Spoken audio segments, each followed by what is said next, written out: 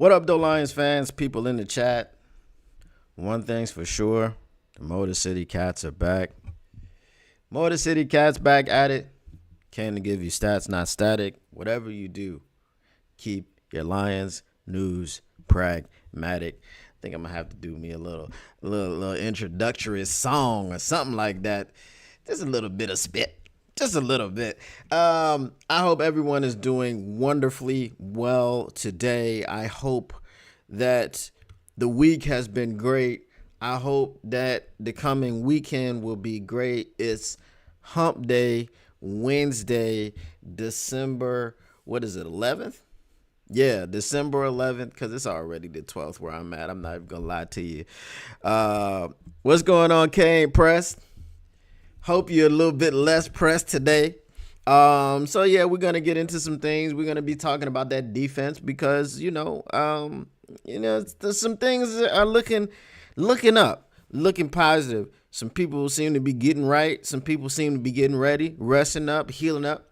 We're gonna talk about whatever else is in the Lions stratosphere. Before I forget, I have two things that I want to get into before I get into the main topic about the Lions getting defensive. If you guys remember, I'm pretty sure you do, before the Green Bay Packers game, there was a fan. His name is Fahad. It's Fahad. That's how it's pronounced. But he was down on the field. He was one of the flag bearers carrying the American flag and everything. And then he got into it with some of the Packers players. But then he got into it with Matt LaFleur. And Matt LaFleur was pretty pissed off about it. And basically he was in his head. Matt LaFleur, the comparisons that they've made between him and Ryan Day, I think are very accurate. Ryan Day is a very small person mentally. Matt LaFleur, for all of the ability he has as a coach in the NFL, he seems to be a very small person mentally. The little people. We can't use the M word apparently. And I'm too small for YouTube to overlook. Or maybe I'm just too small for YouTube to even care. But I'm just not going to use the word. I just won't. So this man got in his head, and I think it might have disrupted his mental flow throughout the game. We saw him towards the end of the game screaming at the referees, and no one could really figure out what he was screaming at him for and what he was trying to get called, because there was nothing really egregious happening out on the field, and we still don't know what it was. So I just think that his whole situation was in flux for the entire game mentally. Now, getting back to Fahad, he has had his Lions season tickets revoked. The Detroit Lions came down, revoked his season tickets for the remainder of the year, and for him to even be able to get back into any of the football fields, any of the stadiums throughout the NFL, not just Ford Field, he must take some sort of class. You know how when you get your license suspended, you have to take a defensive driving class before you can get your license back, even though you take the class and the class only takes a couple of weeks and your license is suspended for 6 months. You can't expedite the suspension. You still got to take that whole suspension. Allegedly, I've heard. Would I have any experience with this? To be continued. Stay tuned. But this is what's happening with Fahad. So I understand what happened. I understand why the Lions made this move. Obviously, everyone is saying it's probably a league mandate. Roger Goodell probably came down and told Sheila, hey, come on now. You got to do something about this. You got this coach over here crashing out in the post-game press conference over what happened. That's not right now. You got to do it. So, I think the NFL may have forced the Detroit Lions' hands, but the good thing is that once he is able to take this class, I don't know if because there's a waiting list, especially now with the Lions being so hot right? There's a waiting list to get your season tickets. So I don't know if he has to get back on the waiting list and then like wait in line. I don't know if he'll just be able to resume his season tickets if they've already given his spot to someone else. I don't know, but the process is what the process is. And hashtag free Fahad, hashtag Fahad down the field. There was another hashtag that I thought about in my mind when I heard about this situation that I don't remember right now, and it was a funny one. It was good. It was really good. I just trust me on that.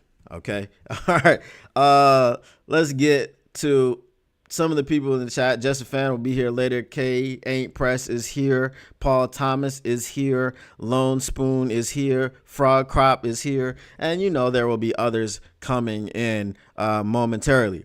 Now, that was number one thing that I wanted to get on that was a little bit off topic. There's a number two thing. And the number two thing is number one for me because it's really near and dear to my heart. Now, anybody that knows me, I have said this before, and I contend that this will continue to be what it is throughout my history on this earth. Barry Sanders is my football father. If I was to replace my actual father with any other person, it would be Barry Sanders. Okay?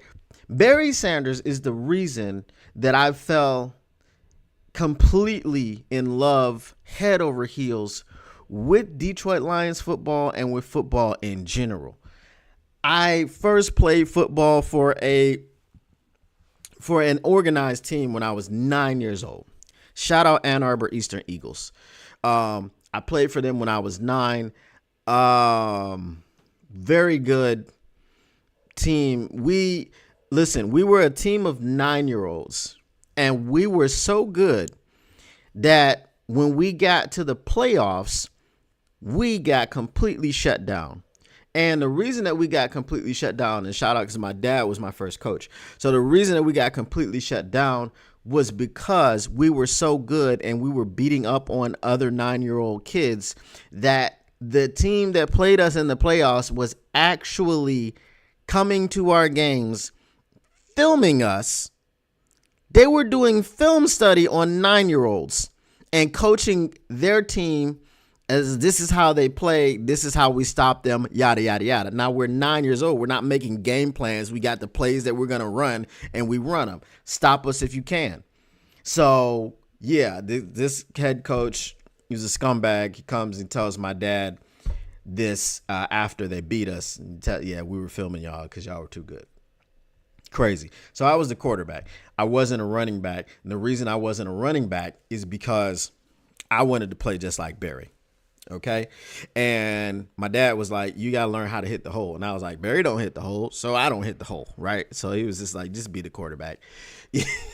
So, I mean, obviously I was Michael Vick before Michael Vick. You know what I mean? I was, I was running, couldn't throw very well. I'm not going to say I could. All right. But that's enough for story time. Why do I mention this? Barry Sanders. Shout out to anybody who is in the chat or who wants to be in the chat but can't be in the chat. We got subscriber mode only mode, whatever it's called. Yeah. Anyway, if you want to comment, you want to be part of the conversation, just make sure you subscribe. It's free. It costs you nothing.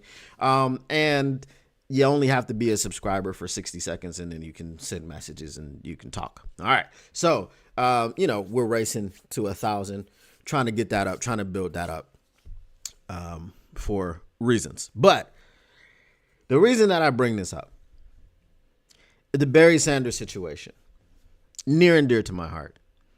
It pains me when people talk about other running backs in the same breath as Barry Sanders.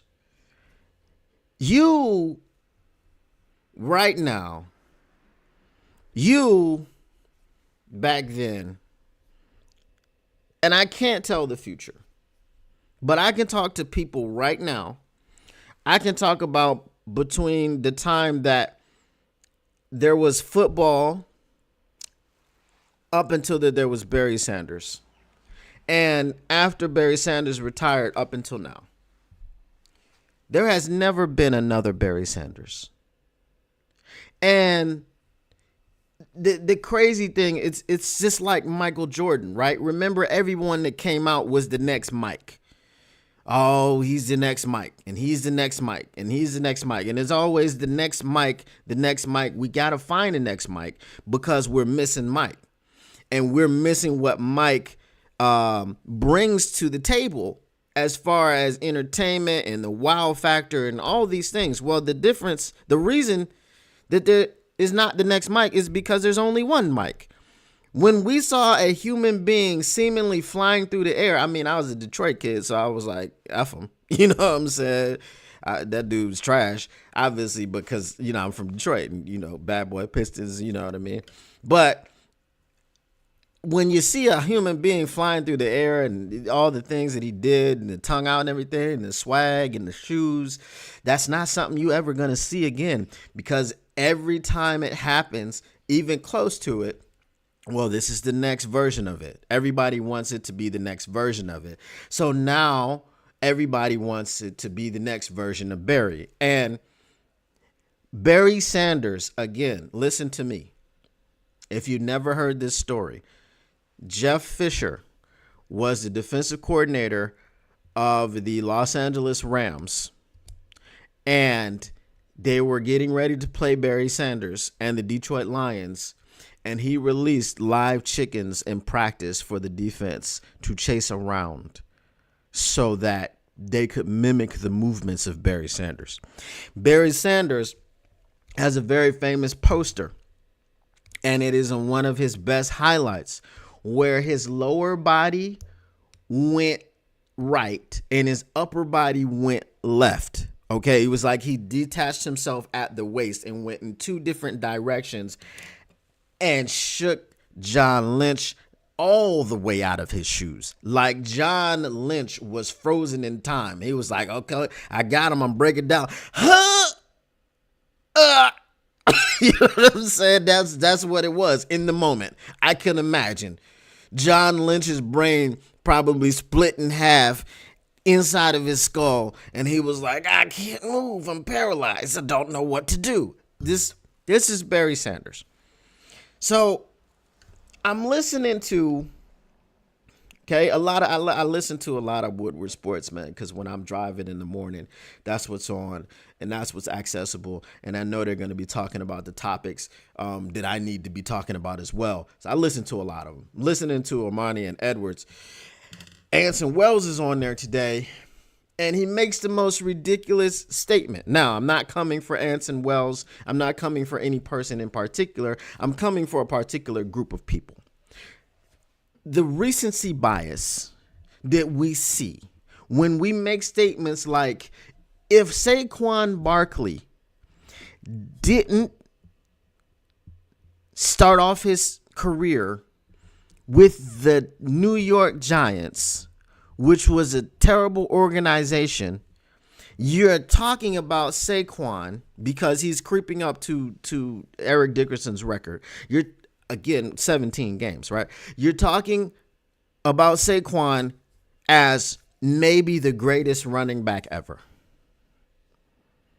Homie. And homie and his homies and their homies and all the homies. Stop it. Yes, Saquon Barkley did some crazy stuff when he backwards hurdled a man. And they put it in Madden. Kudos. Bro, do you not understand what Barry Sanders did to people? This is why I highlighted the John Lynch thing, and there are so many other things, bro.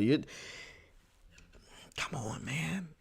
That's not Saquon. Saquon's very good. Saquon's excellent, right? Saquon right now looks like the best back in the NFL in 2024.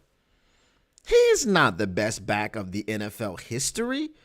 And then you're saying, we're couching the argument by saying Saquon, if he didn't start his career with a an awful garbage organization, bro. Barry Sanders started his career and played his entire career with the Detroit Lions. The reason that we went to the playoffs 5 out of 10 years when he was here was because of Barry. That's it. But we won one playoff game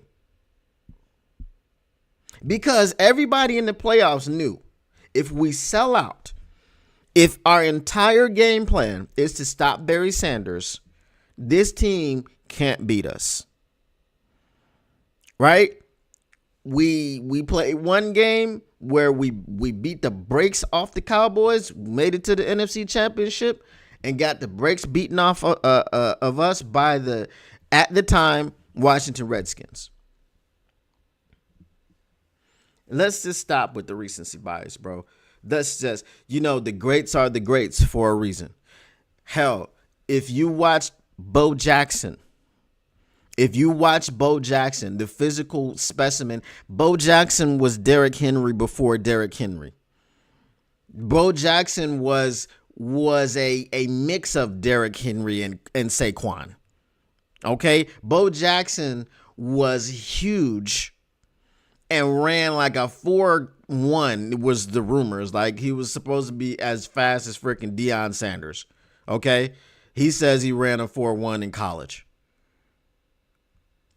Bro, if he plays a full career, he's head and shoulders above Saquon Barkley. Again, not trying to take anything from Saquon. But when we start comparing contemporary people to the greats, what's the resume? Why are we comparing this person to the greats? What's the purpose? What do you see that makes you believe that Saquon Barkley had the ability to be better than Barry Sanders, the greatest running back who ever freaking lived? Come on, dude. Stop it. All right, let me get to some of your comments. Lone Spoon says, what up, though? Kane Press says, are the Bills scared or are we scared more than they are? Listen, K, we ain't pressed. All right. We are not scared of anyone. This is what happened. The Detroit Lions are not afraid of any opponent. Respect all of them. Not afraid of them. And we're going to get into some of that today. Taylor Made Media says nobody compares to the great Barry Sanders. Nobody. Exactly. 100%. Not a single soul. Lone Spoon says, thank you. I thought I was the only one who didn't like Michael Jordan. Nah, if you were a Detroit kid, you hated Michael Jordan. Because he was so damn good. You know what I'm saying? I mean, we obviously the bad boys, we made him, we fashioned him, shaped him, not his mindset, because it was his mindset that got him to get in the gym and to bulk up so he could take on the Pistons. Okay. Obviously he was an arrogant jackass and, there was the beef with him and Isaiah and all that stuff. But nah, if you were a Detroit kid, nah, I didn't get my first pair of Jordans till I was out of the country. You know what I'm saying? I was out of the country when I bought my first pair of Jordans. Taylor Made Media says, I remember that Redskins game. Everybody in DC watched it. Right? So I don't know what it is. We're so dialed in to trying to find the next great. Well, they're called greats for a reason. Walter Payton is a great because Walter Payton is great. He's an all-time great. He was the leading rusher in the NFL for how many years? How long did it take somebody to break his record? Now we know the record is rightfully Barry's, but he didn't stick around to get it. Okay? But even after that, it took freaking Emmett a couple years to catch him and then break Peyton's record. So, look, enjoy everybody in the moment. I love Derrick Henry, bro. I love watching Derrick Henry run, right? Because as a running back myself, love watching Derrick Henry run the football. Saquon is having a phenomenal year. But until they have a full career where you can say, okay, they stack up, at least freaking Frank Gore. broke Barry Sanders' record. Frank Gore, because Frank Gore played for 45 years, and that's why he broke the record. Barry Sanders set his record in 10 seasons. He's the only running back in the history of football to average 1,500 yards a season. What are we talking about? Saquon Barkley gets to freaking Philadelphia in his first year, and he's got a phenomenal offensive line. Not the best line in football, but it's phenomenal.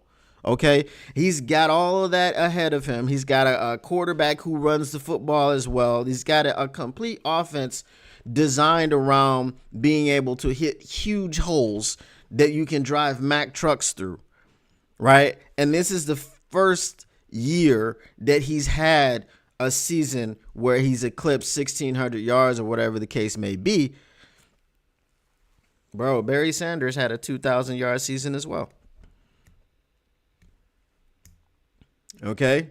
Is it conceivable that Saquon with 4 more games may not get it? I'm sure. I feel like he'll break 2,000 yards, but again, Barry Sanders did it in 16 games. Saquon's gonna have 17 to do it. So I don't understand. Enjoy everybody in the moment, but you don't always have to try to find a comparison to the people that like fashioned and shaped the game, right? If Saquon Barkley leaves the game of football tomorrow, what is the impact that he's had, which is going to be lasting, which you're going to turn around 20 years later and go, ooh, that Saquon kid, he did things that we never saw before. And that's the thing. Like, once someone does something that you've never seen before, they've got a place in history. Right? They've got a place in history. Eric Dickerson has a record for a reason, because no one had done it before. We just need to stop this recency bias. Lone Spoon says, never bought a pair of Jordans and I'm 47, won't do it. I mean, it was the Black Cats, bro. The reason, I became, and this is why I have a problem with the other guy who's looks like he's finally slowing down after playing 40 years in the NBA.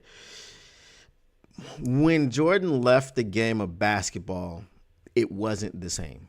And I realized his impact on the game of basketball.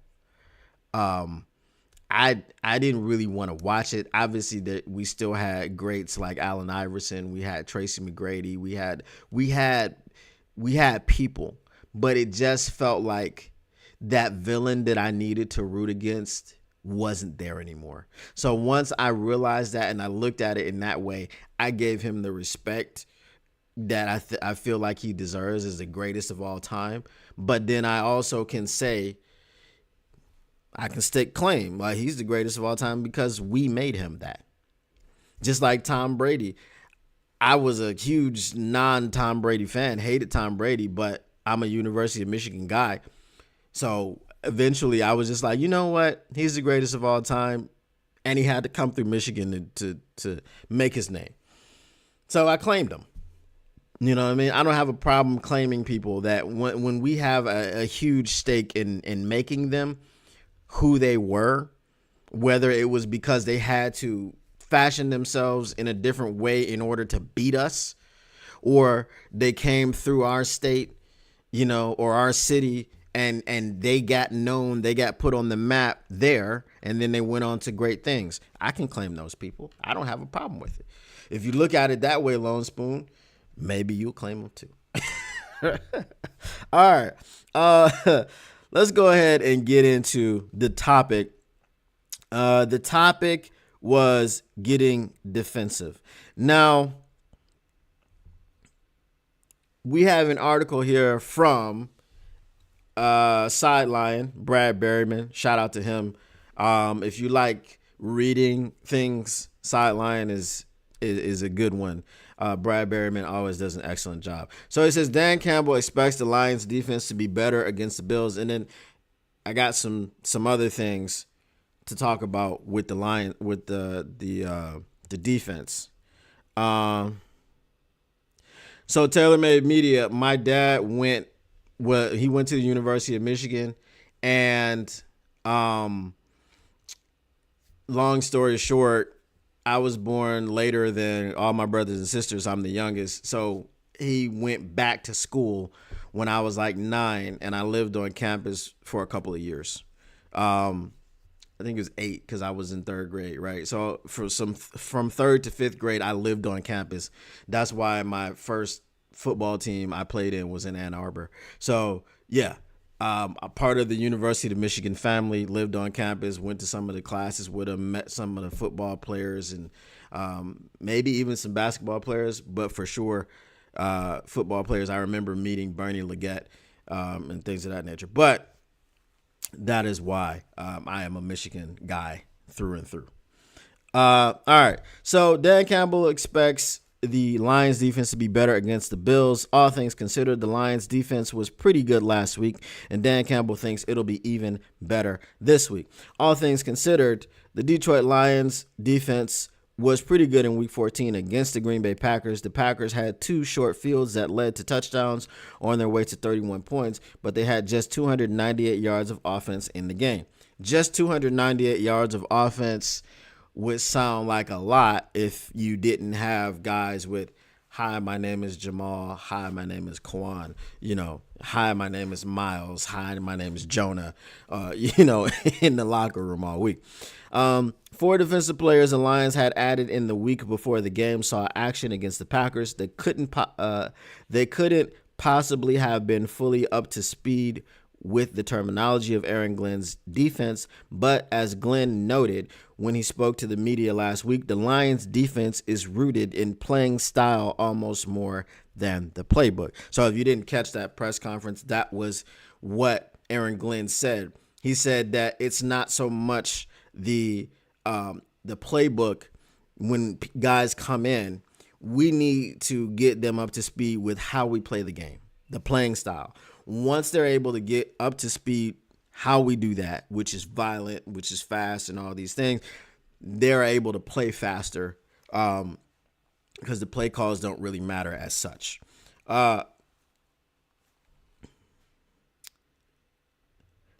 Okay, so those new players will have more time to learn the Lions' defensive system heading into Week 15 against the Buffalo Bills. Dan Campbell expects the Lions defense to be better versus the Bills. The Lions may get some guys back on defense this week, which will help against a very good Bills offense led by MVP candidate Josh Allen. Whether anybody is back healthy this week or not, Campbell expects the defense to be better than it was against the Packers. So we'll get into some of the injury reports and some of the practice reports from today. So we'll expand and touch on this a little bit more.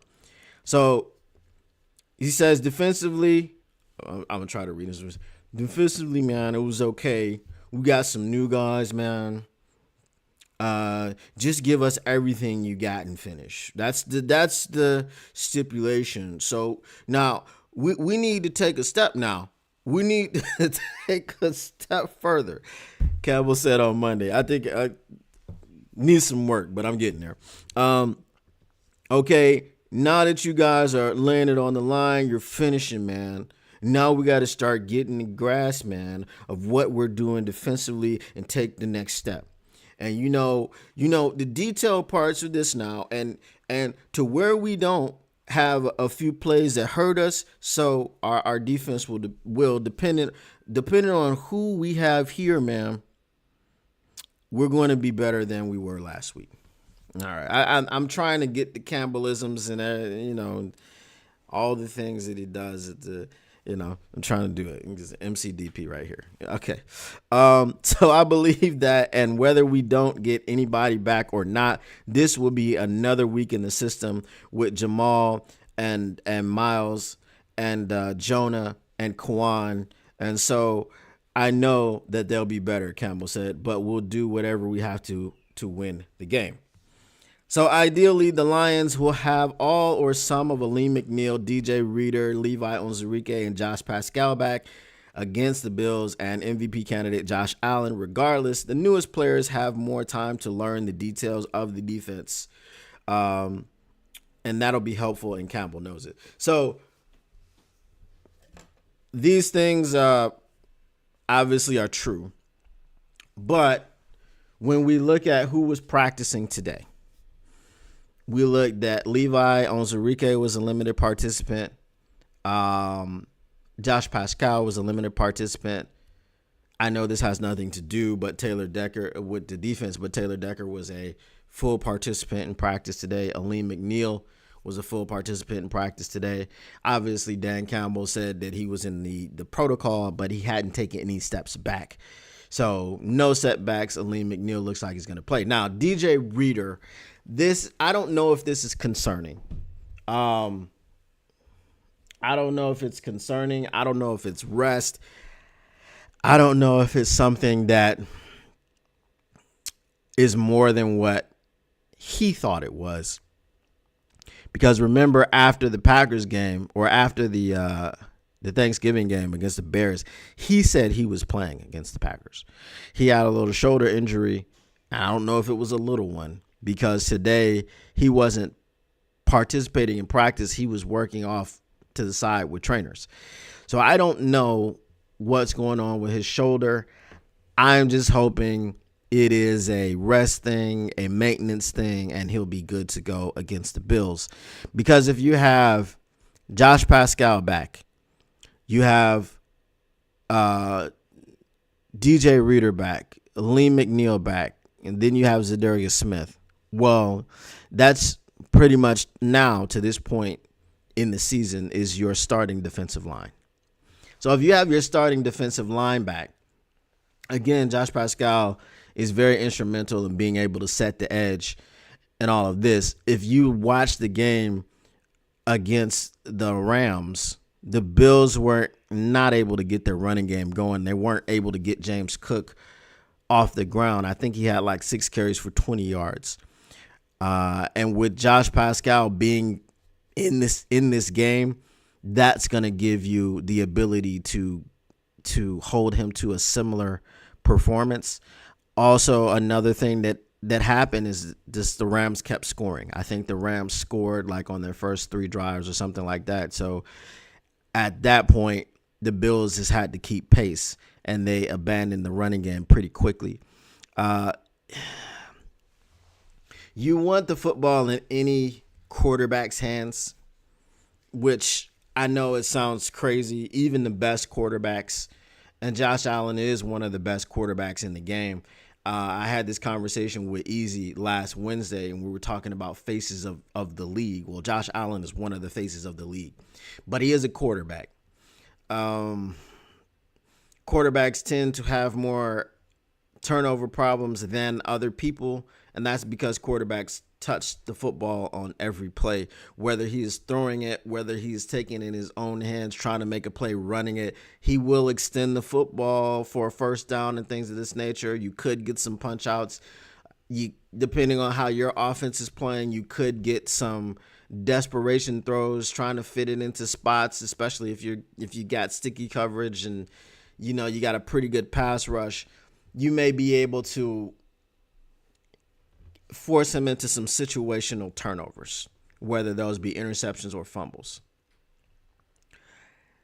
So I believe that having Josh Paschal back is going to go a long way towards that. We know what DJ Reader means to this defensive line. We know what he means to the other players on the defensive line. We know what he means to Aleem McNeil, even though Aleem McNeil can get his own thing off. And he can split double teams, and he can do all these things. That's supposed to be DJ Reader's job. So once DJ Reader is back in there and he's doing his job, then it makes it easier for Aleem McNeil to do his job. So I would really, really like to see these people back as far as us playing the Buffalo Bills. Now, earlier, we got a question from K.A. Impressed that was asking if we were afraid of the Bills or if the Bills were more afraid of us.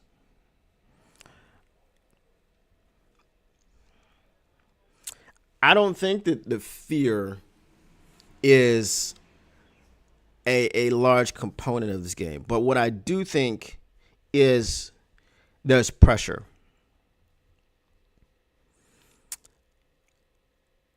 Does anybody know when the Vikings play? Who are they playing? They're playing the Bears.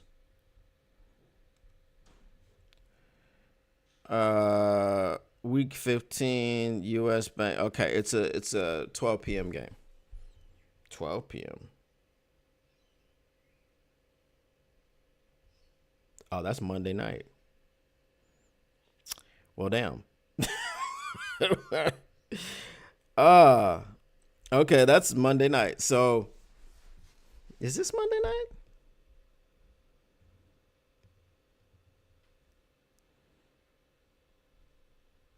Hold on. Why is that Monday night? It is Monday Night Football. All right. Well, here's the pressure. Aleem McNeil, barring any setbacks, and he hasn't had any setbacks, is ready to go. He was a full participant in practice today. Again, we still have a few days left until Sunday. So, barring any setbacks, he's good to go. We have more pressure to perform, and we have no way of knowing how that pressure or what is going to happen around us.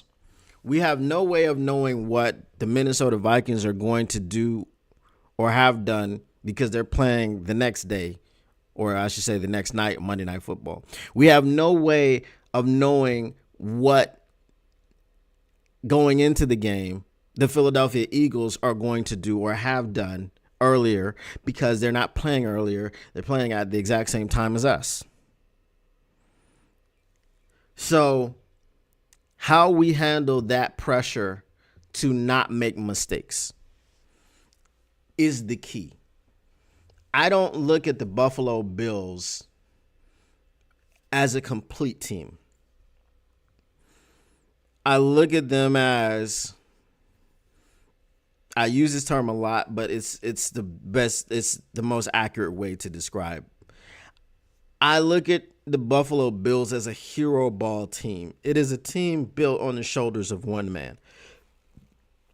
Josh Allen may be Superman. I don't have a problem with that assessment at all. Josh Allen is a phenomenal player. Josh Allen is a big, big, big problem for everyone involved. Okay, if you're not on the Bills.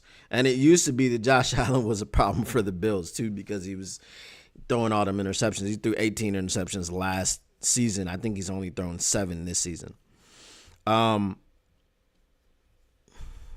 Because of this, it is always difficult to beat a well-oiled machine. It is always difficult to beat a team that has been assembled as a team. On the offense, it's Josh Allen and a bunch of guys. So if you're looking for the matchups, it's probably going to be Terrion, Arnold. See, again, I don't even know. Is it going to be Terrion on Mac? Is it going to be Terrion on Amari? Is it going to flip-flop? You know, they move Amari to the left and to the right, and Mac Hollins to the left and to the right. So we'll see what happens. But Carlton Davis, shout out to him. And this was, I was reminded watching the Woodward Heavyweights of this tweet. I saw it, I think, last night. And it was from the Detroit Times on X, who basically was saying that since week 9 per PFF, Carlton Davis has been the number 1 cornerback in the NFL. He's not just been the number 1 cornerback on the Detroit Lions. No, he's been the number 1 cornerback in the entirety of the league.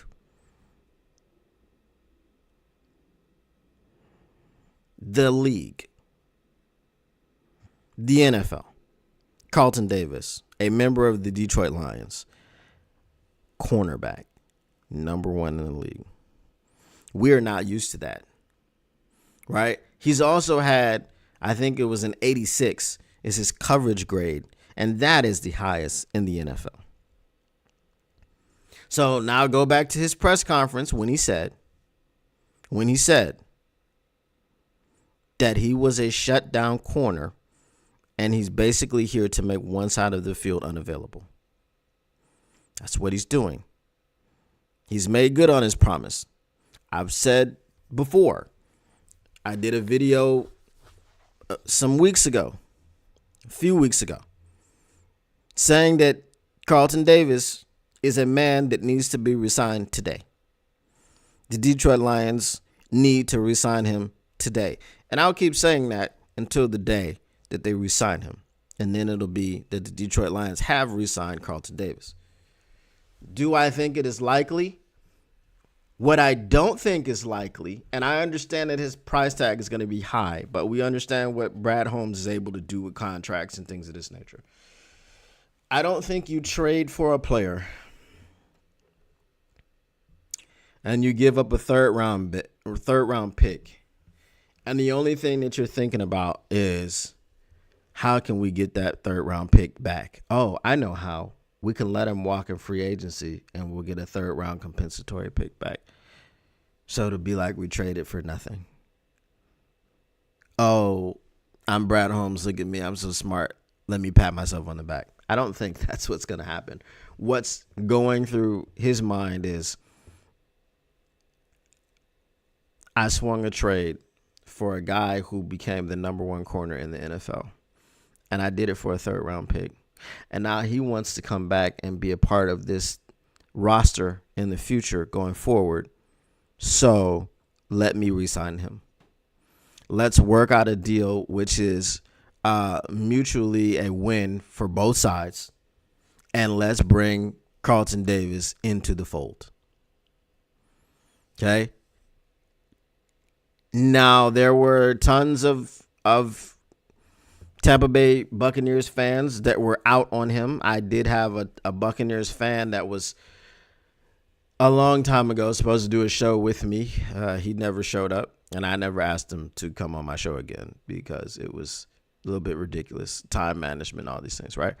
But he was one of those people that wasn't too concerned about Carlton Davis going to the Detroit Lions. He's never available. He's always injured, yada, yada, yada. And for the most part, Carlton Davis, when he has had injuries, he has played through them here in Detroit. So maybe it was just something in Tampa Bay after the Super Bowl where he didn't feel as though he should play through injuries. And maybe he was correct because they traded him. Maybe they felt about him the way that he thought they felt about him, and they traded him. So that's number one.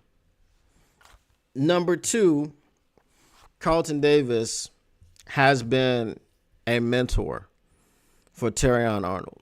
He's been a mentor for Ennis Rakestraw. So you got a guy who is he's an extreme fit on the field because he is the best version of what you could have expected him to be. There's no better than number one. He's an extreme culture fit because in the locker room, remember, Brad Holmes said it was going to be a bloodbath. Dan Campbell said it was going to be a bloodbath in that cornerback room because you got Carlton Davis on the trade, you signed Amik Robertson in free agency, and then you drafted Terrion Arnold round 1 and this Rakestraw round 2. So that cornerback room for the starting position, gonna be a bloodbath. Now we see what they meant. Okay, because despite some of the numbers, now especially when our pass rush is diminished and we have to blitz a lot more and we're not really getting home all the time with just our front four pushing, right? Now you're starting to see some of the things, play out in the secondary. Just by yards, not really by touchdowns. Okay? So Carlton Davis is very important to this team I don't see him just walking out of the door so that we can get a compensatory third-round pick. That just doesn't make sense to me.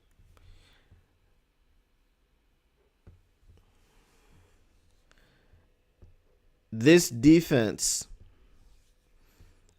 getting some solid frontline guys back and some starting frontline guys back, I think is going to go a very long way in stopping Josh Allen. I'm a little bit upset that Josh Allen has, it seems, taken very large steps to be more mature. And this goes back to the whole JMO situation, how I always defend JMO against the haters. And I'm pretty much telling you that people need to mature in the way in which they need to mature. And there's no real time limit. You know, people mature at different times. Some people mature very quickly when they're teenagers. Some people mature when they're in their 20s and 30s. And obviously, we hope that JMO is somewhere in the middle. Okay?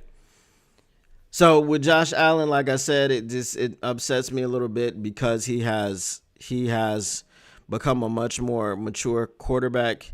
He seems to be listening to his QB coach, okay, who's telling him, we got to cut down on the turnovers, man. You can't just do this, that, and the third thing. But at the same time, it seems as though Josh Allen has figured out a way to turn those turnover-worthy throws into big plays. We have to be very sound when we are dealing with Josh Allen. Okay? Josh Allen will make a beeline for out of bounds. And with one foot in and the other one hovering over the out of bounds line, he will throw the football, just flick his wrist and throw it down the field into the waiting arms of an open Khalil Shakir or Amari Cooper, or I don't think Keon Coleman is back. Hold on, I said that we would get into some of their injuries, but you know, Keon Coleman, Mac Hollins, these people that he's throwing to, so he will do that. So we have to make sure that when Josh Allen breaks the pocket, that we don't come up and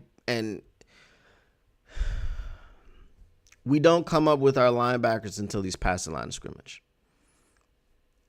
You know, you just can't sacrifice coverage, because if you do that and you roll him out and things of this nature, he's gonna be comfortable throwing the football down the field to someone that you've left open because you blitzed your corner and safety on a delay to try to sack Josh Allen. I don't think that's going to work too well. I don't know what the game plan is going to be because I'm not the one making it, but all I'm saying is this is something that we shouldn't do too often. All right.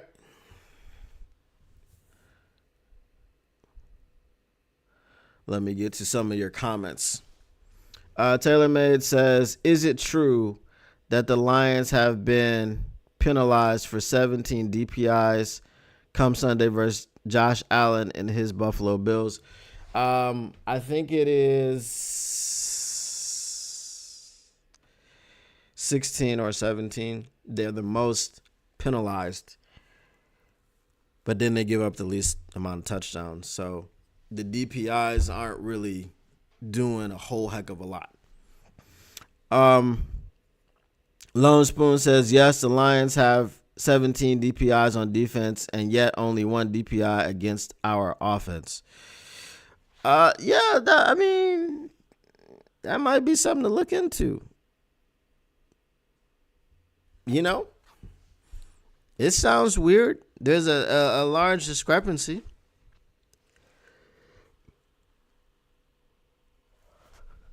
TaylorMade says,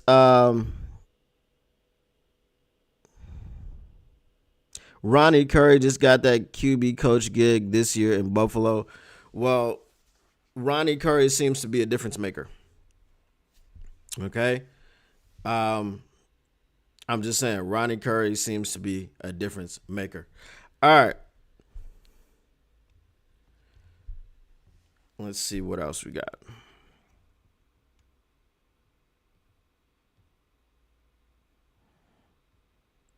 So, in keeping with Josh Allen,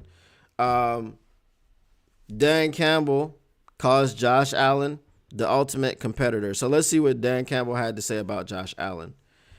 Before I do that, like I said, let's get to the Bills' injury report.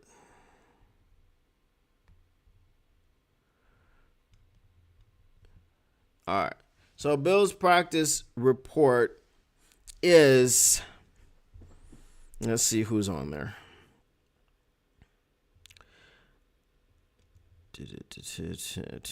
Hold on now. Wait a minute. Hold on.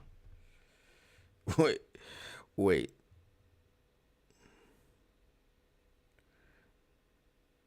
Nah, this can't be real. Let me find, because all they got is the Detroit Lions. There's no way that the Buffalo Bills don't have anyone. Hold on now.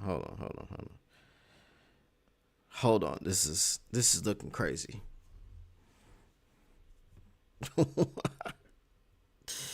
Oh, the Buffalo Bills have no one on their Week 15 injury report. the only team that has someone on there is the Lions. Hold on, let me cross-reference fact check now. Yep, in Week 14, they had. Nah, that can't be right, bro. So you're telling me all these people are just healed and off the report? Spencer Brown, Dwayne Carter, Keon Coleman, Reggie Gilliam, Amari Cooper, Tylen Grabble, Dalton Kincaid, Matt Milano, Quentin Morris, Taylor Rapp, Curtis Samuel, and Casey Toohill. All of those people were on the injury report. That's crazy, bro. Well, only Dwayne Carter and Keon Coleman had, let's see, Dwayne Carter, Keon Coleman, Dalton Kincaid, and Quentin Morris had designations. And all the designations were questionable. Now, I know Keon Coleman didn't play last week, and he was questionable, limited practice throughout the week. So we may have to deal with Keon Coleman this week. Again, I'm trying to find, it's crazy. This doesn't make sense. This does not make sense. Okay? All right, let's see if we can find, bro.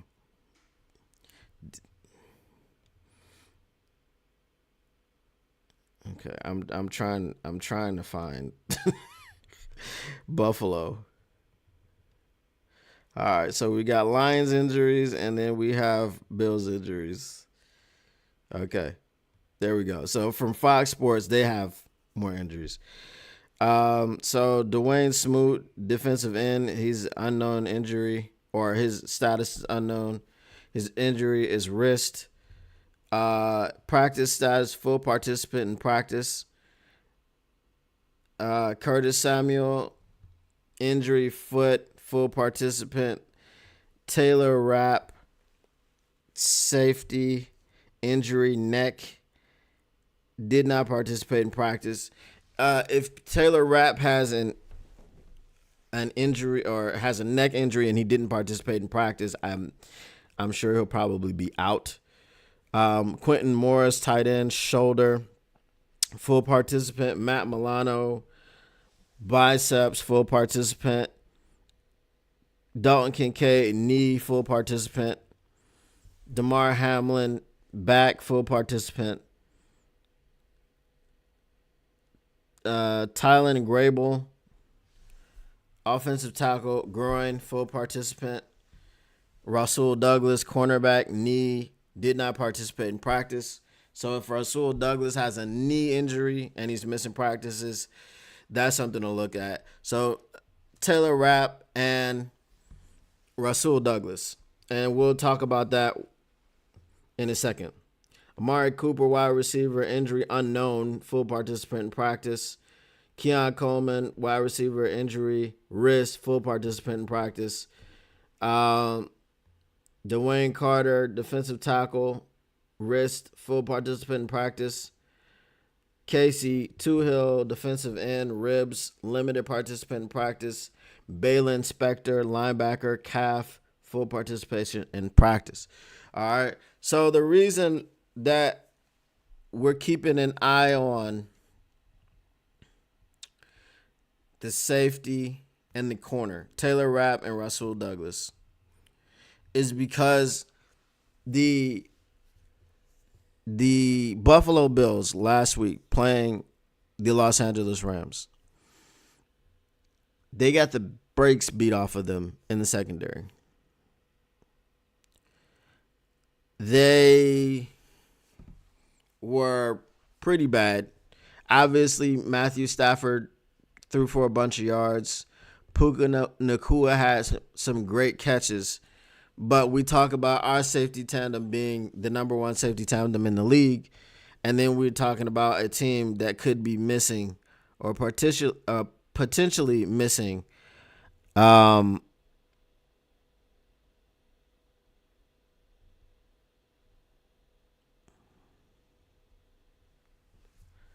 yeah. The crazy thing is, like, when I was looking for the injury report, I saw an injury report on BuffaloBills.com, but they did not list any of their own injuries. I had to go to NFL.com to get the injury report. So that's crazy, right? That's crazy.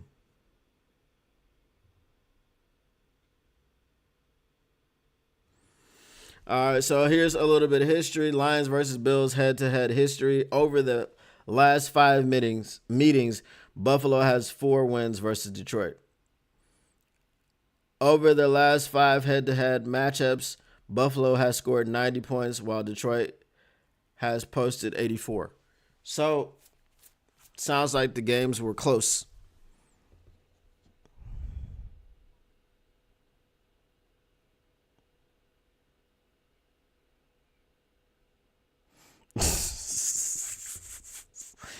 Oh, Taylor Made. Taylor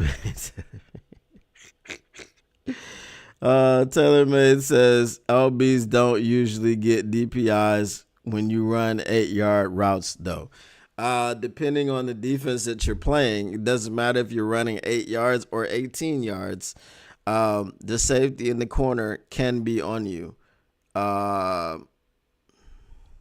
So, yeah, I wouldn't put too much stock into what you're saying. You're trying to take shots at my guy, JG, and I'm just going to let it roll off my back like water off a duck's back. All right.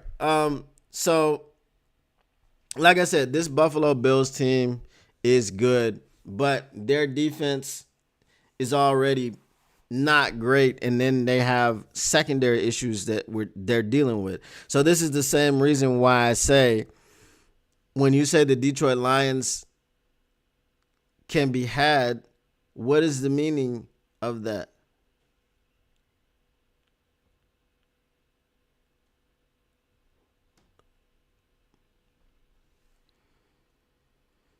All right.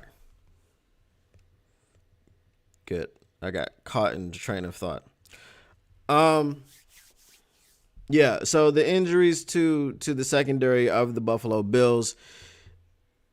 Corner, Rasul Douglas is a starting corner. Taylor Rapp is a starting safety. So it's Taylor Rapp has dealt with a lot of head injuries. Now he's dealing with a neck injury. I don't expect him to play. Rasul Douglas is dealing with a knee injury. If he's not participating on Wednesday, you're going to have to monitor it on Thursday and Friday to see if he's actually going to play. So let's see what the box score, Bills versus Rams box score.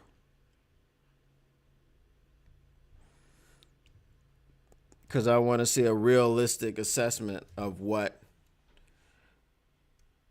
the defense gave up in that game.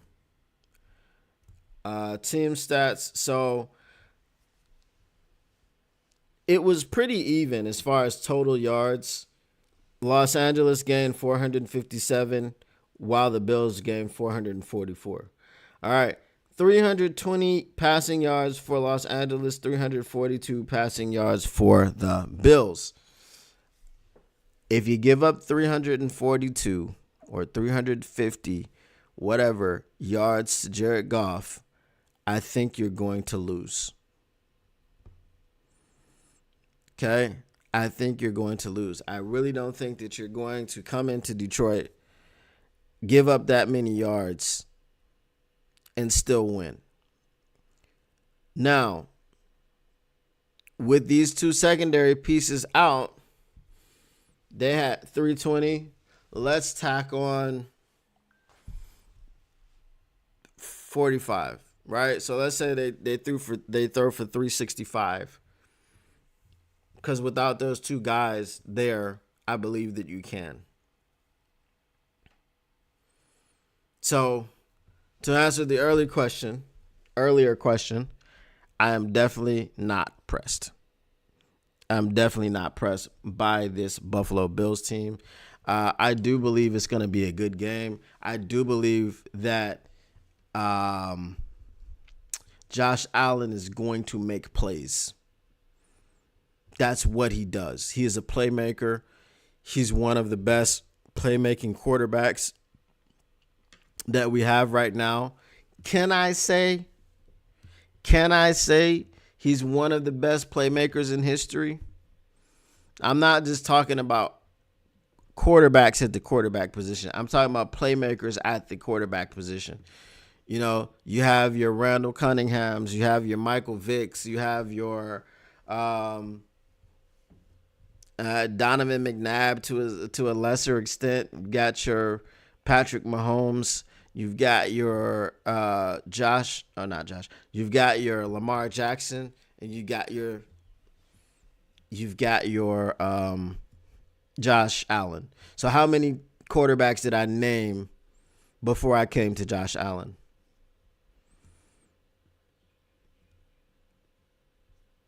I said Randall Cunningham. I said Mike Vick. I said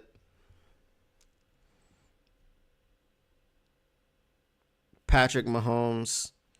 I said Lamar Jackson. I said Josh Allen. So I have 4 people to get through before I get to Josh Allen. So is he one of the greatest playmaking quarterbacks ever? Because we started off talking about recency bias. We started off talking about people trying to compare others to specific runners. So is he one of the greatest dual threat quarterbacks of all time? Is he one of the greatest playmaking quarterbacks of all time? That is the question I have for you guys in the chat. So if you want to let me know, please weigh in and tell me what you think of that question.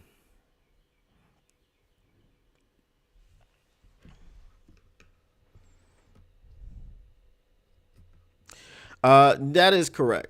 Steelers are 10-3. So the Bills. So here's why I believe that the Bills are playing with a little bit of house money. I don't know.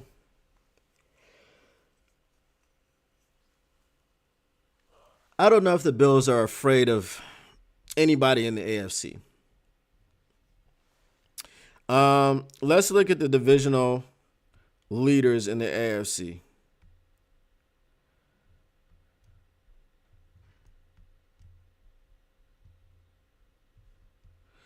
All right. So our divisional standings, the Bills have already clinched their AFC East.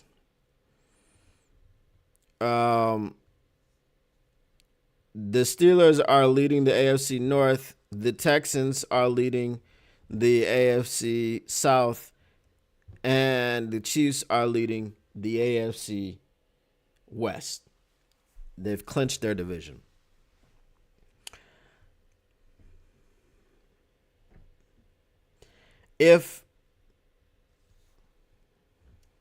Let's see. Doing a little thought exercise here. Current NFL playoff seeding.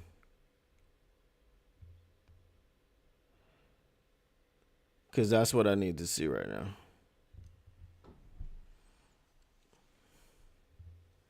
So the playoff picture.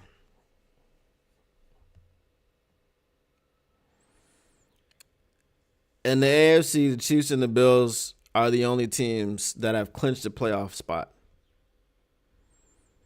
In the hunt, Steelers, Texans, Ravens, Chargers, Broncos. On the bubble, Colts, Dolphins, Bengals. Eliminated, Browns, Jaguars, Jets, Titans, Patriots, Raiders. Okay, so let's look at the first 7 teams. Right now, the Chiefs are number 1. The Bills are number 2. So that would mean that the Bills would play the Broncos. Okay. Or the Chargers. So if they were to lose,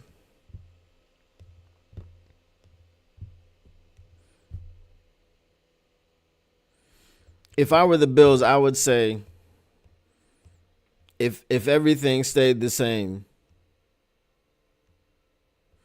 you can't get dropped out of the playoffs. If everything stayed the same, I'd want to be the Steelers.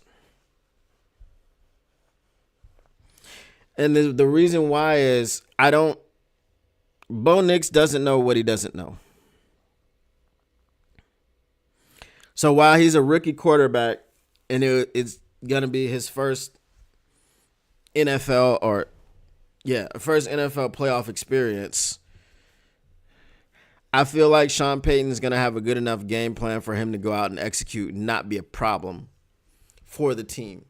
If he's not a problem for the team, if he's not throwing a bunch of interceptions and fumbling the football and turning the ball over to the other team, I think their defense is good enough.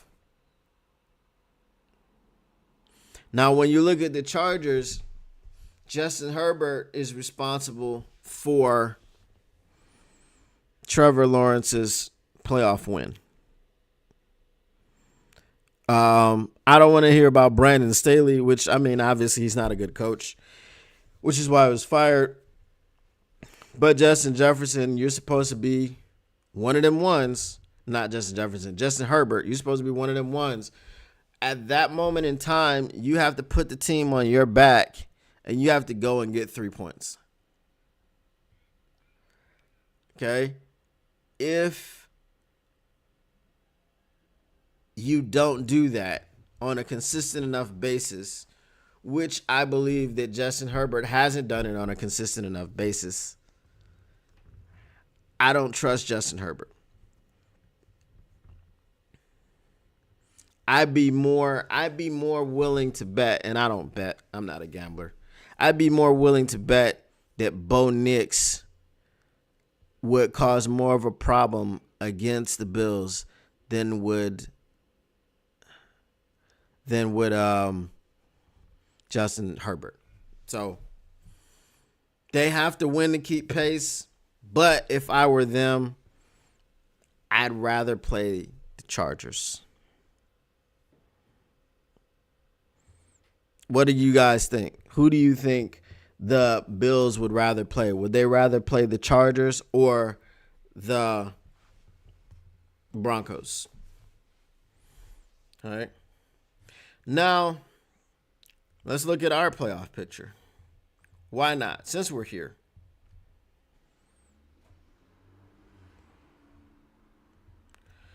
All right. So the Lions and the Eagles are the only 2 teams that have clinched a playoff spot. Lions are the number 1 seed. The Eagles are the number 2 seed. All right. So in the in the hunt, we have Seahawks, Buccaneers, Vikings, Packers, Commanders. On the bubble, we have the Rams, the Falcons, the Cardinals, the 49ers, the Saints, Cowboys, Bears, Panthers have been eliminated. What the heck? I just lost my page. All right, it's an NFL playoff picture. All right.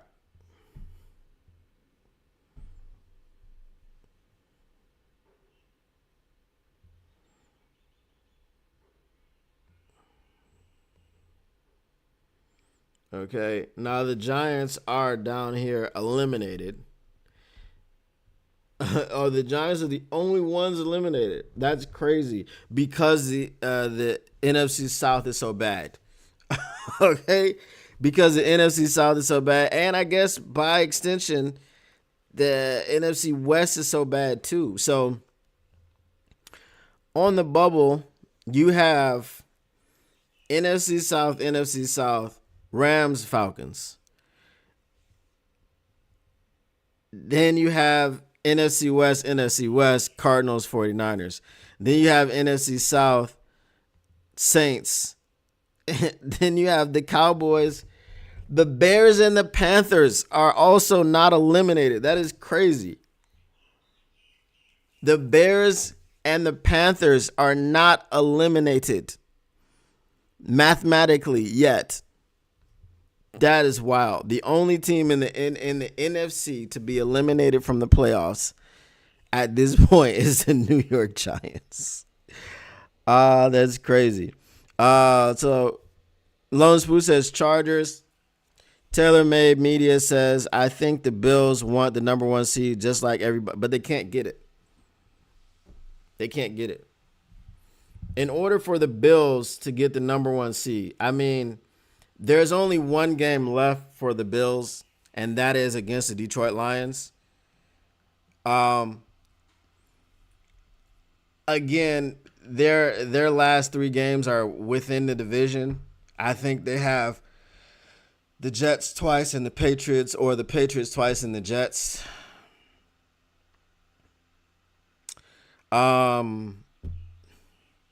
I know I always say there's 3 things about the division. You know, it's a rule. We know you. We hate you. We want to ruin your season. I don't know if the Bills really have anything to play for. The Chiefs, what's their remaining schedule? Let me see if I can find schedules. Well, let's look at something else interesting right quick. This is the tie-breaking procedures. All right. No, I'm not going to get into that. It just breaks it down. So it doesn't say exactly like who would have to do what. Why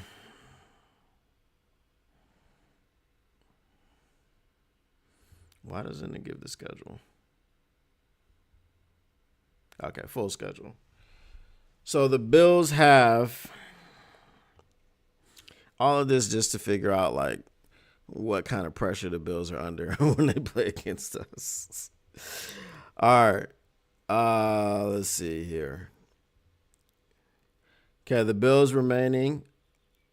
So they have to play us. Then they have the Patriots at home. Then they have the Jets at home. Then they have to go to the Patriots. Okay. They got 2 home games against the Jets and the Patriots, or the Patriots and the Jets, and then the final game that they have to go on their road to the Patriots. The Patriots and the Jets are both eliminated from playoff contention. Okay? So I don't know. Right? I don't know if that's pressure. And then if you look at the Steelers, okay, let's look at the Steelers. What's their Um, so Wolf King says, "Am I the only one that was confused with the Aleem getting a concussion because he didn't get hit in the head?" No, I think all of us are confused. And then they said that it was a head injury and not a concussion. And then Dan Campbell said yesterday that he was in the concussion protocol and he had to clear it. So I'm just as confused as you, man. Sanoski, hey, I thought you were gone. Can I still call you Chef? You can. I mean, if you're old here, you can call me Chef. If you're new here, call me MCDP. Call me Motor City Don P. But yeah, if you know me as Chef and you're comfortable calling me Chef, just make sure you subscribe and let everybody else know that doesn't know where I am, that I'm here. I'm back like I never left because I really didn't.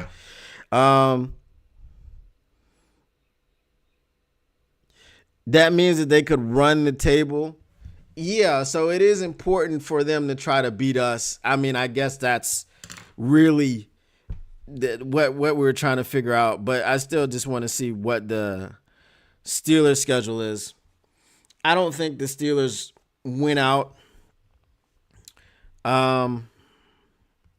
So I don't think there's really much we're talking about keeping pace with. Let's see. The Steelers have obviously the Eagles. Yeah. So the Steelers have a tough schedule. They're at the Eagles, which, I mean, you're in the same state. I don't know what the home field advantage really is there because you're in the same state. You're like a bus ride up the expressway. So they're at the Eagles. They're at the Ravens. Now the Steelers, even though it's a divisional game, Lamar doesn't really beat the Steelers like that. So I don't know, but I think the Ravens are probably more desperate. So I think, may be able to string a game plan together in order to beat the Steelers. Then they've got the Chiefs in week 16, and then they've got the Bengals in week 18. So all of the all of the Steelers games are losable, right? We hope, we pray that the Steelers beat the Eagles. Now, we're not going to be the type of people that go into the Steelers subreddit and beg for them to to beat the Eagles and tell them we're going to donate to Russell Wilson's favorite charity. We're not those type of people, but we really do want the Pittsburgh Steelers to beat the Eagles. We're really rooting for them to do so because we need a little bit of breathing room. I mean, goodness gracious. Speaking of which, right? The Eagles. Before I go back to that, all right. Let me just get to the Chiefs because I don't want to jump around too much, right? We're talking about the AFC. So, all right, the Chiefs' schedule for the remaining 4 games is as such. All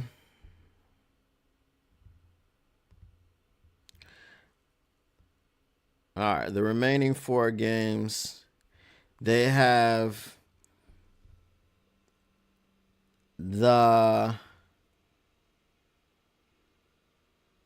they've already played the Chargers. Okay, so next week they have the Browns, the Texans, and the Steelers. And then they have the Broncos. So they do have one more divisional game. They have the Broncos. I mean, the Broncos obviously are looking for some get back. The Broncos will most likely need that game because they're in the hunt. They're not the division leader. Obviously, the division leader is the Chiefs, who have already clinched the division. So there's no way that the Broncos could win the division. So I would say out of all of them, yeah, the Bills have the easiest schedule other than playing us. So You're right, TaylorMade. Number one seed is still within grasp. They would have to take care of business against us. So I think there's equal amounts of pressure.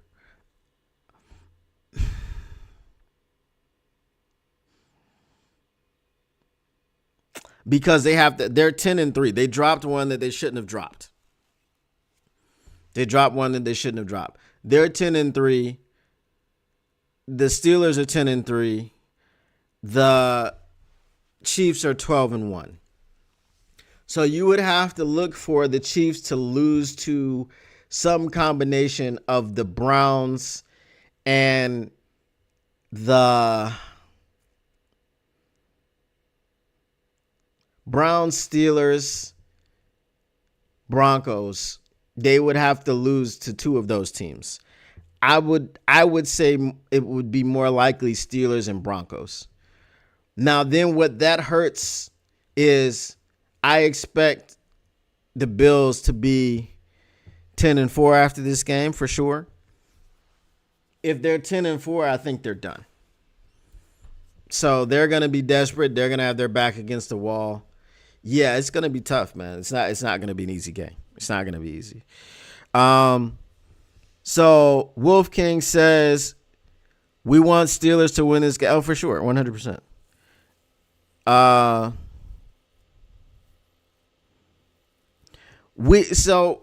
We obviously our path to the number one seed is just to win the rest of our games. That's the path.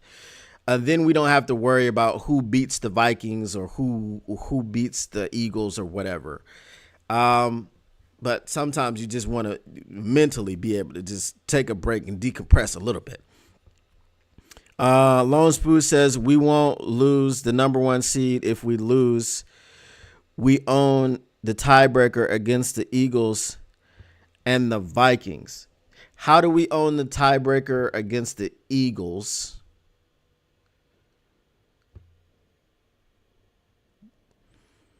You're just talking about this game in particular? Because if it's this game in particular, I would say yes, we still own the number one seed because we've only lost one game in conference. Right? If we lose to the Bills, they're in the AFC. Our only loss in conference is still to the Buccaneers. The Eagles have also lost to the Buccaneers. And who else did the Eagles lose to?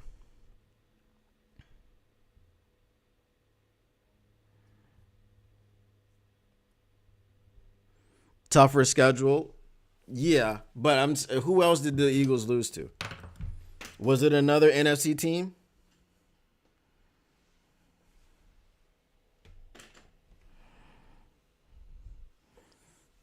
Yeah, we own the number one seed. I got you. But winning makes sure that what I'm saying is we don't have a lot of wiggle room. Right? We said that the Vikings lost to us and the Rams. So they've lost two conference games. The Eagles lost to us, or not. They lost to the frick, who'd the Eagles lose to? They lost to the Buccaneers and who else? Was it an NFC team or an AFC team? I feel like it was an NFC team. I don't know. See, it's hard to remember who people lost to. I'll just look at their schedule. If nobody else has it up, I'll look at it. All right. The Eagles. Eagles and Jalen Hurts. Jalen Hurts, A.J. Brown say they're good amid off-field drama. Uh-oh. I hope they're lying. I hope they're lying. They lost to the Falcons? That's crazy.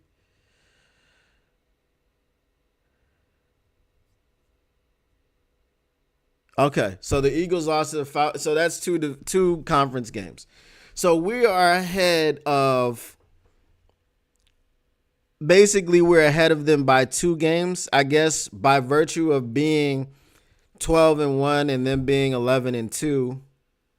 And us losing one game to a conference opponent while they've lost 2 games to conference opponents. So here's the thing.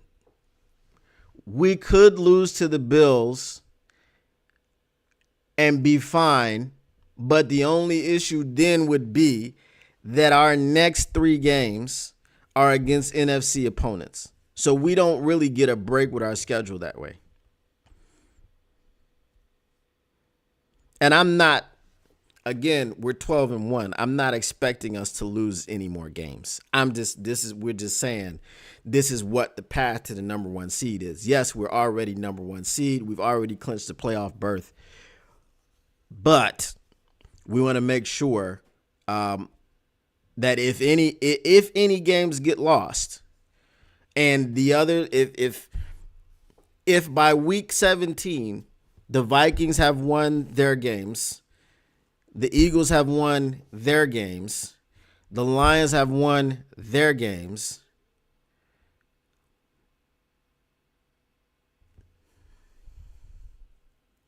that would be very messy, right? Because that would mean that we're all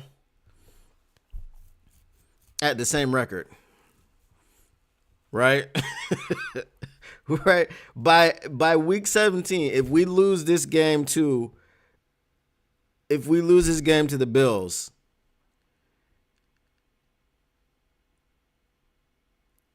we'd be 14-2.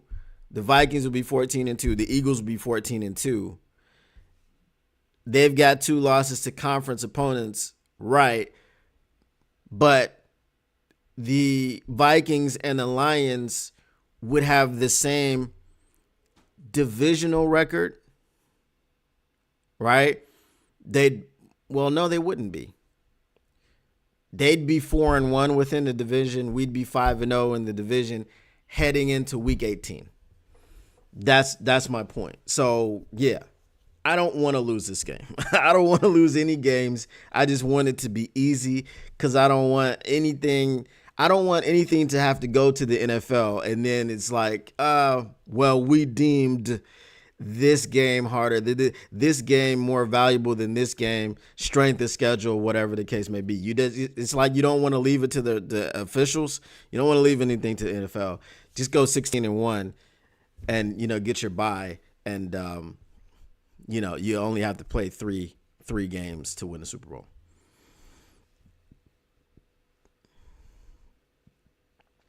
Yeah, so Lone Spoon, what I'm saying is, what is week 18 going to be? What's the meaning of week 18? That's my point. If we were in the same boat, right? Then that means week 18 would turn into a must-win game. Right? Because then if you turn around and you lose to the Vikings, you're both 5-1 in the division. Now the Vikings are 15-2 and you're 14-3. Right? You've both lost 2 games within the conference. You see what I'm saying? That's why I'm saying this isn't a game. None of the games do I want to lose at all.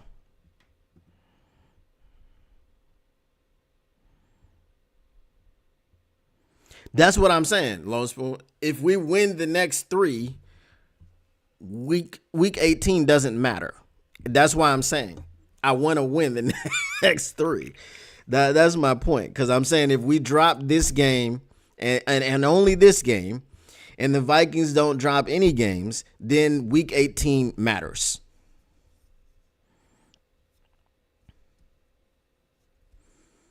The Vikings lost to the... Did they lose to the Seahawks?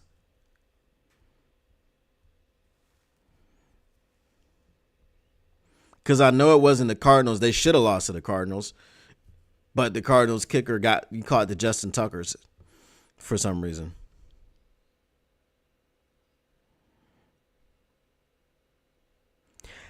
I'm looking at week 18. The Detroit Lions are looking at week 15. They're looking one week at a time, one game at a time. This is why they've been so successful, because people like the Cardinals are looking ahead to the Lions on the schedule, not the Cardinals, the Packers, and the Vikings are looking ahead to the Lions on the schedule, and they're just losing sight of what's happening, and they're, missing assignments because they're trying to take out some sort of personal vendetta. I'm trying to get my hands on Kirby Joseph. Xavier McKinney is so worried about Amon-Ra St. Brown and his hoodie or his sweatshirt and all these things and how badly the Lions are beating people and they're embarrassing people and they're worried about all the wrong stuff. This is why they lose to us. But no, the Lions are not looking ahead. I'm looking ahead just to try to, we're doing a thought exercise with the chat. They lost to the Rams. That's right. They still have to play the Seahawks. They lost to the Rams on. I'm not gonna say it was some old BS, but obviously that face mask, was, yeah, big face mask on Sam Darnold right in front of the refs. The Giants aren't looking at week 18. The Giants are looking at what is it? April 30th. That's what the Giants are looking at. What's up, Justin fan? What's going on, my guy?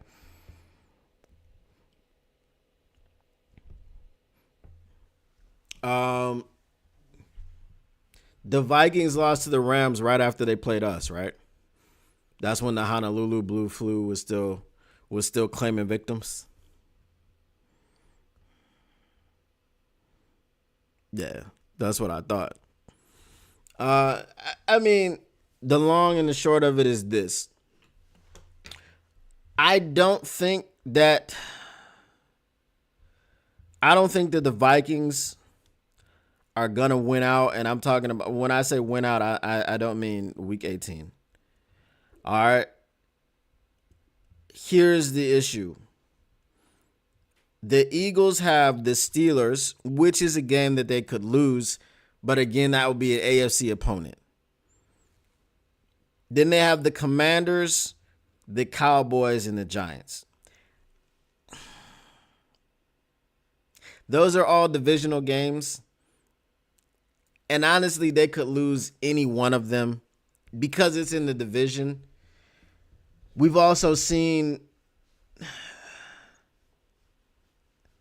this whole drama that the Eagles are having in the locker room. Okay, Jalen Hurts and A.J. Brown came out and said that they're good. Someone made them say that just so they could, whatever, so they could stop the national media could stop talking about it. I don't know that they'll be in a game and Jalen Hurts will miss a throw to A.J. Brown, or Jalen Hurts won't throw it to A.J. Brown when A.J. Brown thinks that he's open, and it won't just immediately reignite. You know what I mean? Because really the problem that's being had over there is not from Jalen Hurts' side, it's from A.J. Brown. So I don't know that it's over. But with that dark cloud hanging over their head, and then they have a game that's very losable going into well, they're not going into, they're going to be at home, but playing Pittsburgh is still an AFC opponent, but Philly could give us some wiggle room within their division. And then the Vikings have, who do the Vikings have?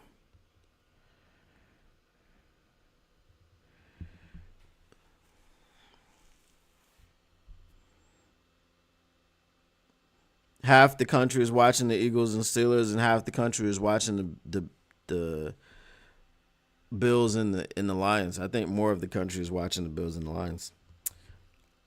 So the Vikings have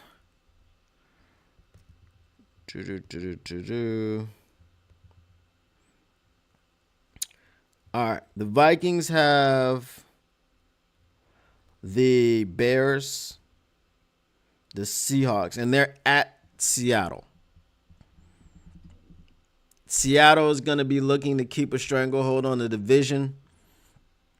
They're in a dogfight. If Seattle slips up and they lose the divisional lead, then they're gonna be in the hunt. That's not a place that you want to be this late in the season. So I do think that they lose to the Seahawks. And then they have the Packers. Hell, I wouldn't put it past the Packers to tank this game just to give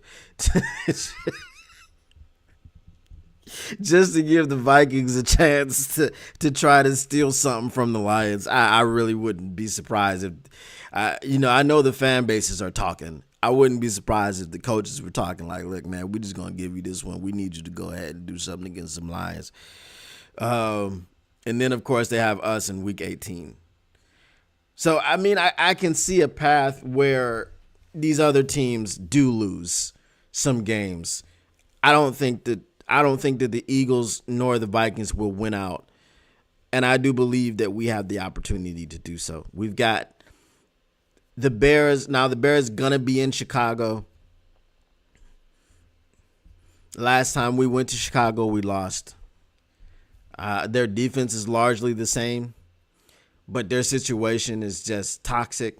And we'll see how they perform against the Vikings in Minnesota, because this will be Thomas Brown's second game as the head coach. Apparently, he's lost 20 pounds in the whole situation where he was promoted to offensive coordinator, and then a couple of weeks later, he was promoted to head coach. And then he goes into San Francisco, and they get the doors blown off of him. So we'll see what they do on Sunday. But, again, it's the Bears. Now, because it's in the division, you never count a team out. But the Bears, man, I want them to beat the Vikings, but they just don't look like they're up to the task at all. I just don't think so. Packers Seahawks is going to be a hell of a game. Yeah, and again, I'm not too much worried about the Packers anymore, but I wouldn't like to see them in the playoffs. I'll say that much. Hold on, let me delete something here. Yeah, I don't want to see. Again, it's because it's hard to beat a team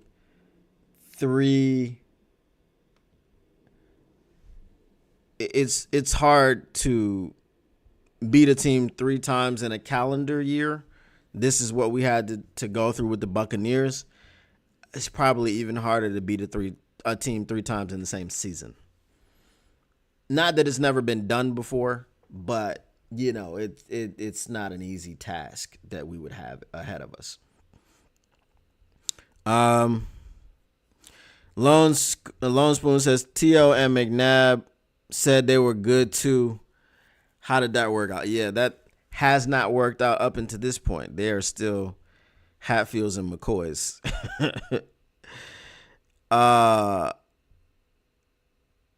Justin Fan says no way Bears beat the Skolars in Minnesota, in my opinion. I just hope my eyes are lying to me, but when I look at the Bears, I just don't see any opportunity other than it being a divisional game. And then when it's a divisional game, you have to throw the records out. But that team is so cooked, man. They are so cooked, and they are so dysfunctional, and they are. How do you fire your offensive coordinator and promote your passing game coordinator to offensive coordinator, then fire your head coach 2 weeks later and promote Our offensive coordinator who has recently been promoted to offensive coordinator to head coach.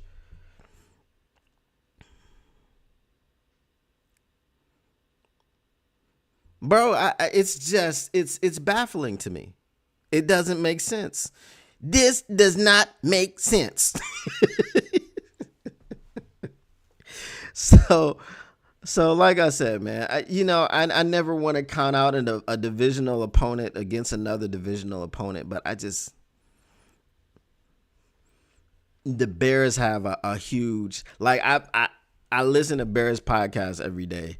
Like I said, just to drink of the misery and to quench my thirst for vengeance. It's a situation where, whew, when the Lions were dysfunctional, did they ever do anything that dysfunctional? Can anyone remember a time when the Lions, in a 2-3 week span, fired a guy, promoted a guy, fired another guy, promoted the same guy to head coach? I mean, that's freaking wild, bro. Woo.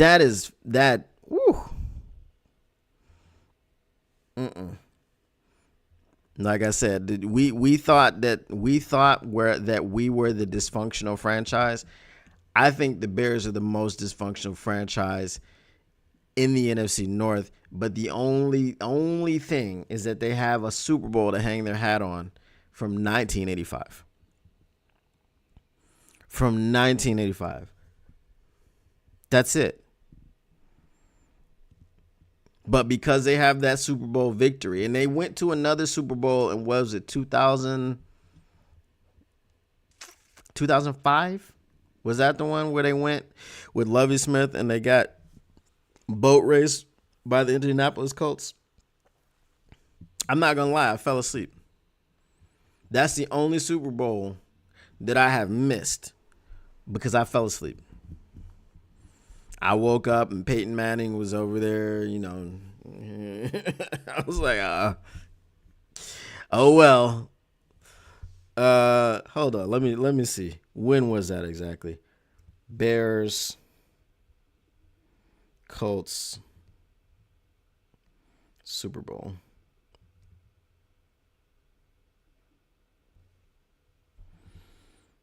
Yeah, 29-17 in 2007.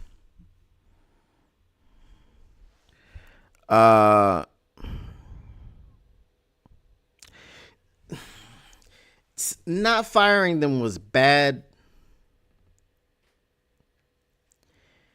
but so the Eberflus thing is worse because you knew he wasn't the guy, and then you kept him, drafted a number 1 overall quarterback, kept him as a defensive coach. And remember, I told you guys, right?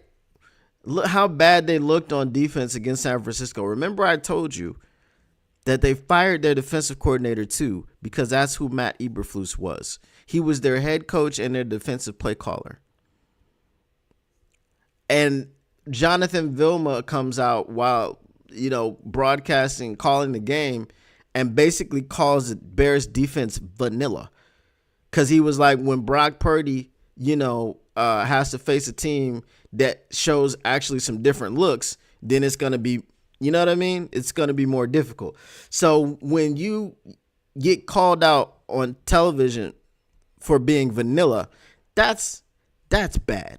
That's not any good. So with the way that they handled not only the Matt Eberflus retention situation, the firing of Matt Eberflus, where they let him go and talk to the media and then fired him later in the day after his press conference, and then stated that when they were questioned about it, why didn't they just fire him before the press conference? They said, because we hadn't made our decision yet.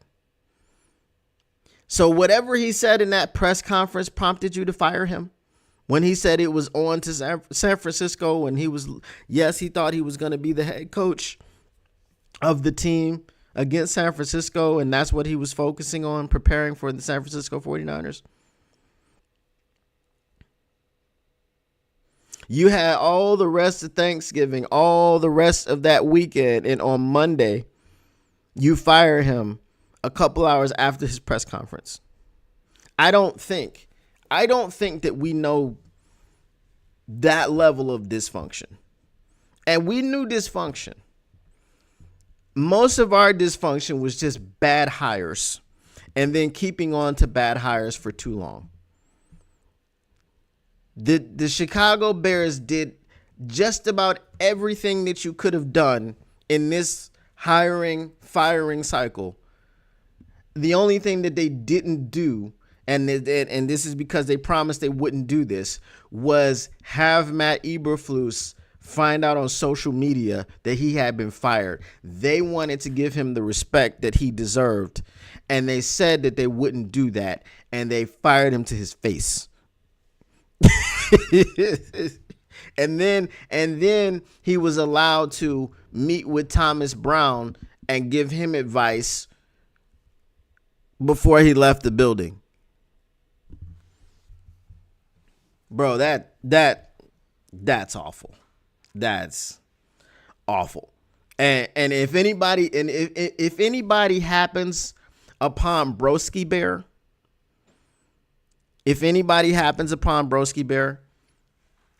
who was a guy, I think some of y'all know Broski Bear, right? Tell him where to find me and tell him we need to talk because he had a whole lot to say. I have not seen that man since it was 35-14 against the Titans. Okay? I haven't seen him since. All right. So just tell him I've been looking for him. I'm extending an olive branch, and he can come and he can holler at your boy.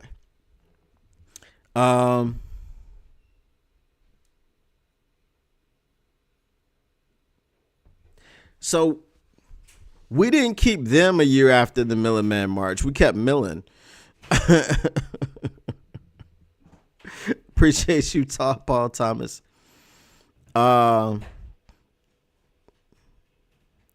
Justin Fan says Broski Bear is in hibernation.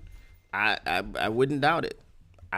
Listen, as sick as I am as a fan of the Detroit Lions, I don't know if I could watch the football team that is being put out. Listen, there was a mutiny. There was a mutiny in the locker room. The players took over the locker room after Thanksgiving. Didn't give freaking Matt Eberflus a chance to talk. They just took it over. After all of that, after what happened in Detroit, and nobody knew how to take a timeout, and then there was a mutiny, you still weren't sure about firing this man until after his press conference? Bro, I don't see where the dysfunction stops. I really don't. As I said, I think I said this yesterday, the only way the dysfunction stops for the Chicago Bears is that they have to do a full about face as we did with our leadership, with our ownership. The owners finally got out of the way and gave it to someone in Sheila Ford Hamp who actually understood how to run a team and understood the passion of being a fan from growing up as a young girl watching this team and thinking that the entire city deserved better and not stopping until she got it to the point where she could give the city better. That's the only way that the Chicago Bears are going to be able to come out of that level of dysfunction, because it's wild. But anyway, guys, I appreciate you hanging out with me, man. I appreciate you stopping through. Like I said, make sure you smash like buttons. Make sure you subscribe. Make sure you share the stream and let everybody know what's going on here. If you know If you were at where I was at before, and you know some people are still looking for me, like, hey, where did he go? Make sure you let them know that I'm here, I'm back, and I ain't got a bunch of mods in my chat. It's just you and me. It's unfiltered. You know what I mean? We talk, we chop it up, we have fun like we used to do before, I got censored and watered down and all these things. But guys, once again, I just got this one thing to tell you.